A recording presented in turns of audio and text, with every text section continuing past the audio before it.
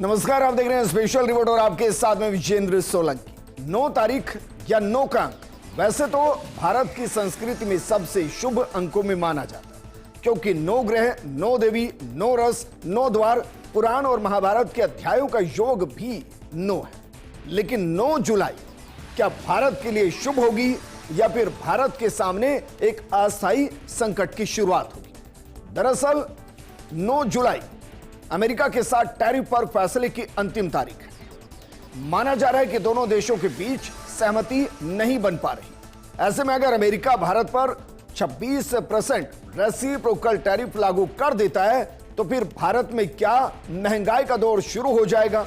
क्या अर्थव्यवस्था की रफ्तार कमजोर पड़ जाएगी और क्या जीडीपी गिर जाएगी? साथ ही क्या कृषि सेक्टर से लेकर ऑटोमोबाइल सेक्टर तक नेगेटिव ग्रोथ की तरफ चल पड़ेगी? सवाल यह भी कि अमेरिका क्या इस डील के ना होने की चोट को सहन कर पाए? आज हम आपको बताएंगे इस डील के होने और ना होने के बीच में क्या फायदा और क्या नुकसान है, क्योंकि दोनों ही देशों के बीच में टैरिफ पर आर पार की जंग शुरू हो चुकी है और भारत ने अमेरिका के लिए स्पष्ट लक्ष्मण रेखा खींच दी है।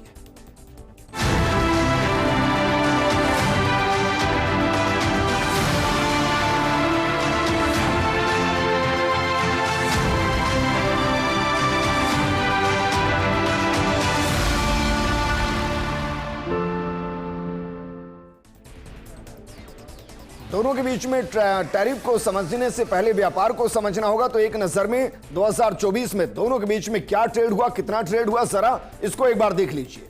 2024 में द्विपक्षीय व्यापार 118.2 अरब डॉलर के आसपास रहा, जिसमें से भारत का जो एक्सपोर्ट था वो 77.5 अरब डॉलर था, जबकि अमेरिका का एक्सपोर्ट 40.7 अरब डॉलर और कुल मिलाकर लगभग 37 अरब डॉलर का शुद्ध मुनाफा भारत ने इस द्विपक्षीय डील के या व्यापार के दौरान कमाया था। और यही दरअसल अमेरिका को खल रहा है, क्योंकि 37 अरब डॉलर का अमेरिका को नुकसान हुआ इस व्यापार के दौरान। और भारत सबसे ज्यादा जहां से निर्यात के जरिए कमाता है वो अमेरिका है। क्या यही ट्रंप को खल रहा है और क्या यही ट्रंप को आंखों में चुभ रहा है? क्योंकि टैरिफ पर छूट लगभग खत्म, क्योंकि भारतीय डेलीगेशन वापस आ चुका है। और क्या यहां से अमेरिका और भारत दोनों के अंदर टेंशन शुरू हो गई, क्योंकि अमेरिकी राष्ट्रपति डोनाल्ड ट्रंप का टैरिफ फिर से टेंशन बढ़ा रहा है। तमाम देशों को दी गई 90 दिन की छूट 9 जुलाई को खत्म हो रही है।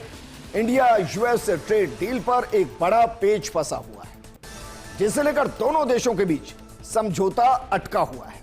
दरअसल अमेरिका एग्रीकल्चर और डेयरी प्रोडक्ट्स के लिए अपनी शर्तों पर भारतीय बाजार को खोलने की मांग कर रहा है, तो वहीं गेहूं, चावल और डेयरी को लेकर भारत अपने रुख पर अड़ा हुआ है। भारत कह रहा है इसको ना ही छेड़े अमेरिका तो ज्यादा बेहतर है, क्योंकि इस पर भारत डील नहीं करेगा। और उसके पीछे की वजह है कि एग्रीकल्चर और डेयरी प्रोडक्ट्स भारत के लघु उद्योग का हिस्सा है, और इसमें अगर टैरिफ को कम किया गया तो सीधा असर करोड़ों की तादाद में किसानों पर पड़ेगा, मजदूरों पर पड़ेगा। और इसलिए भारत यह करने के संकेत तक नहीं दे रहा। लेकिन कभी डील के संकेत तो कभी यू टर्न ट्रंप क्यों ले रहे हैं? इसके पीछे की वजह क्या है? क्योंकि बीते कुछ दिनों में इंडिया यूएस ट्रेड डील को लेकर तमाम खबरें और बयान सामने आए।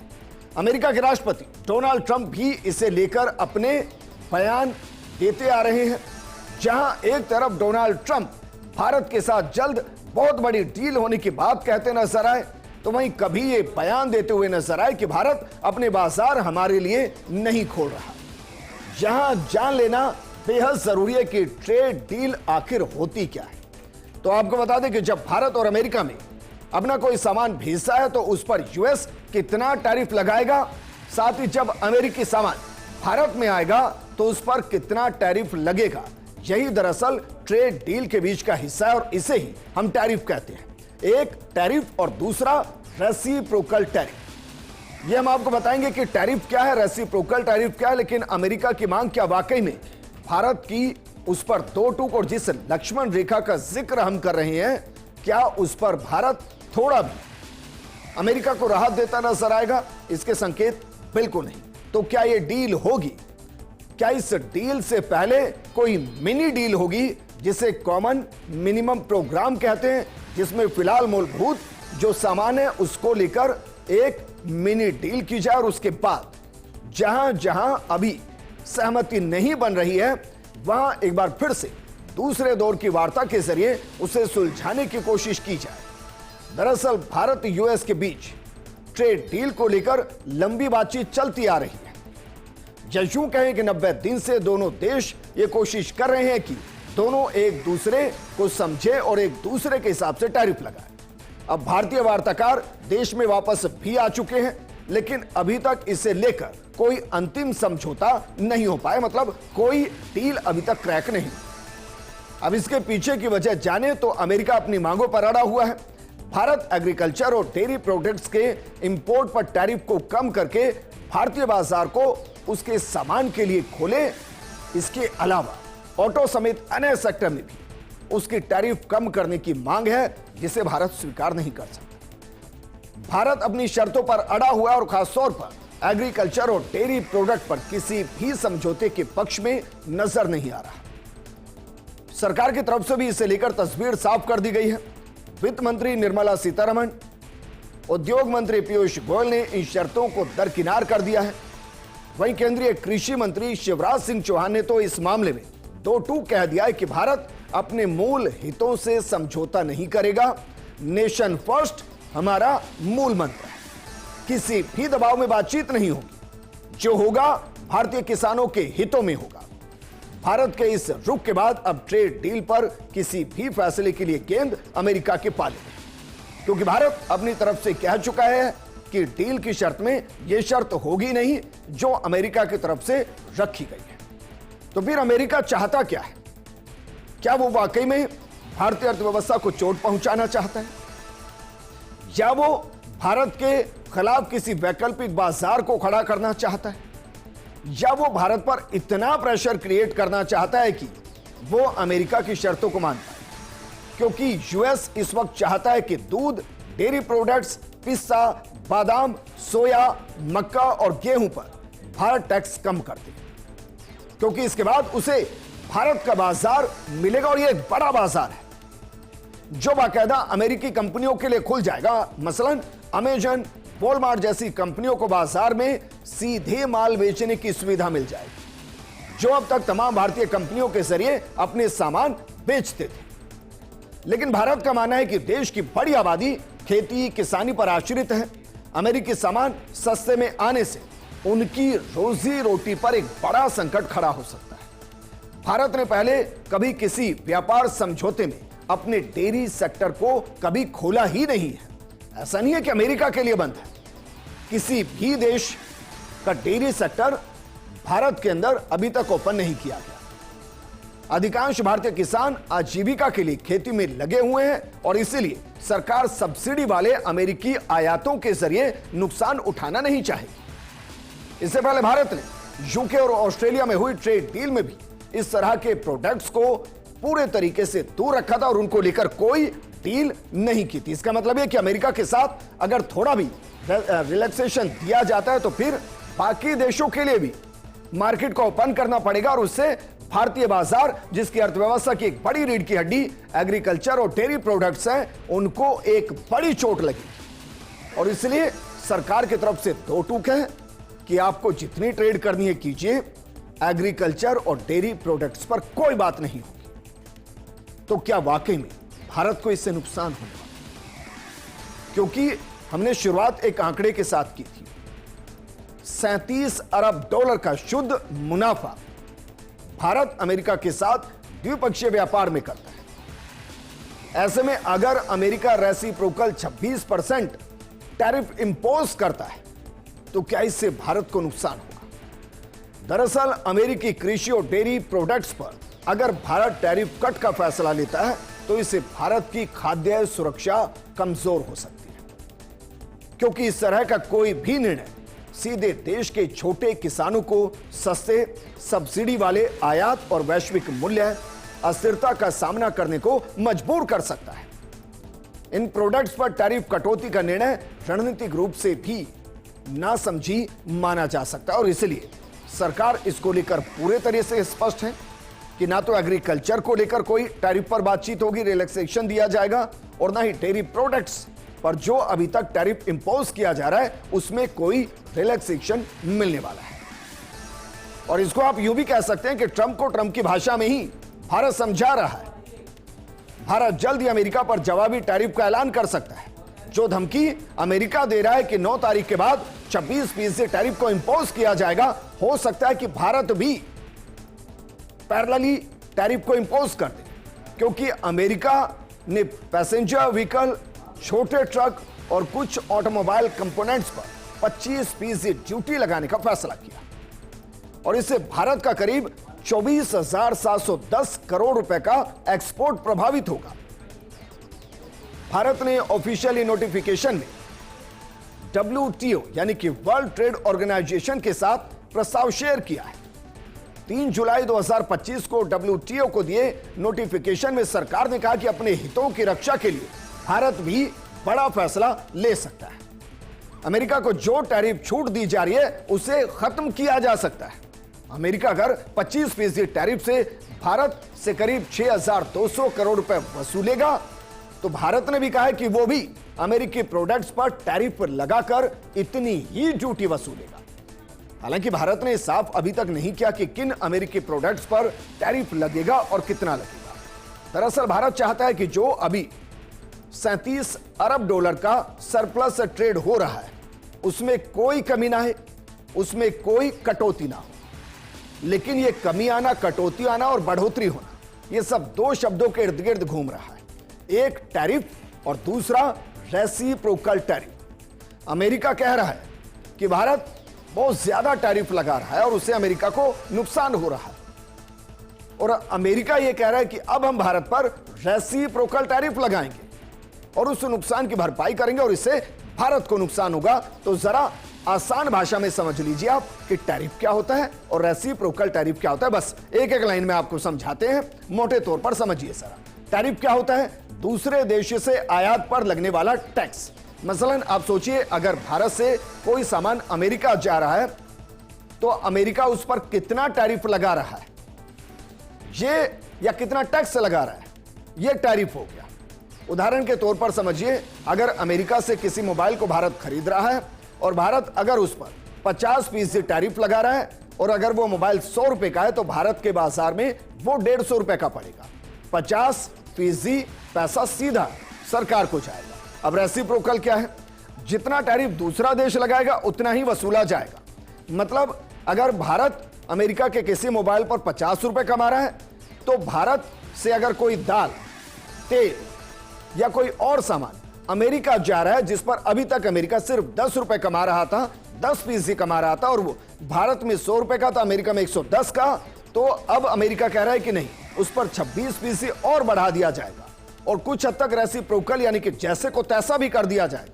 तो मतलब वही 100 रुपए की चीज वहां पर 150 में बिकेगी और इससे भारतीय बाजार को नुकसान होगा, क्योंकि भारतीय सामान की कीमत वहां बढ़ेगी तो वहां कंपटीशन बढ़ेगा और ऐसे में वहां वो सामान ज्यादा बिकेगा या उस देश का ज्यादा सामान बिकेगा जो वहां आसानी से सस्ते में अवेलेबल हो रहा होगा और इससे भारत को नुकसान।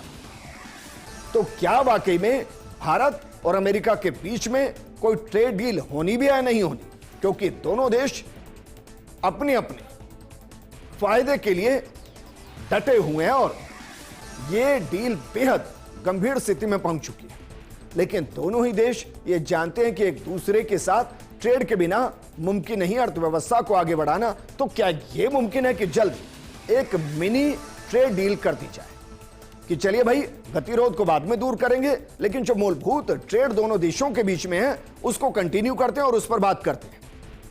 अमेरिका और भारत के बीच माना जा रहा है कि बहुत जल्द मिनी ट्रेड डील का ऐलान हो सकता है।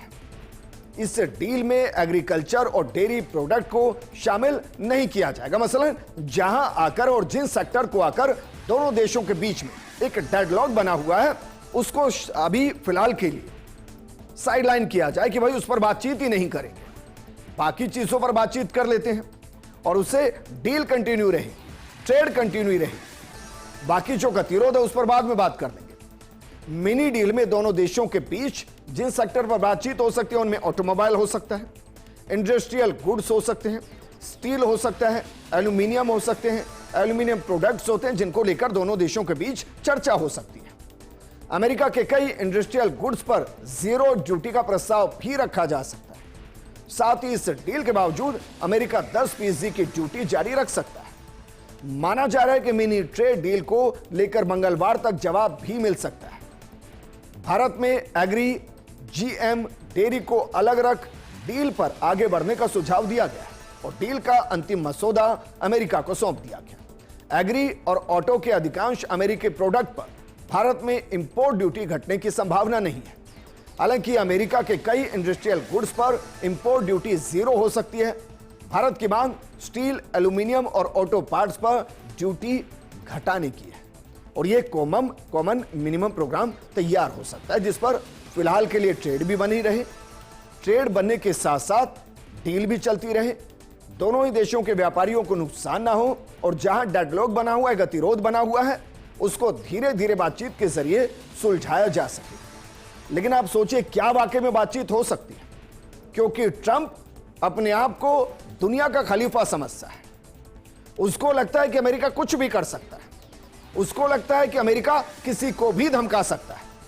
हालांकि कोई मानता नहीं है, ना रूस ने मानी, ना यूक्रेन ने मानी, ना हमास मान रहा, ना इजराइल मान रहा, ना ईरान मान रहा, कोई नहीं मान रहा उसकी, लेकिन वो धमकी देता है क्योंकि ये ट्रंप का स्टाइल है। वो सुधरने वाले नहीं है। उन्होंने ब्रिक्स देशों को ही धमका दिया है और धमकी देते हुए ट्रंप ने क्या कहा है जरा देखिए। ट्रंप ने कहा है कि जो उनका ट्रूथ सोशल मीडिया हैंडल है, कोई भी देश जो ब्रिक्स की अमेरिकी विरोधी नीतियों से जुड़ता है उस पर 10% अतिरिक्त टैरिफ लगाया जाएगा। इस नीति में कोई अपवाद नहीं होगा।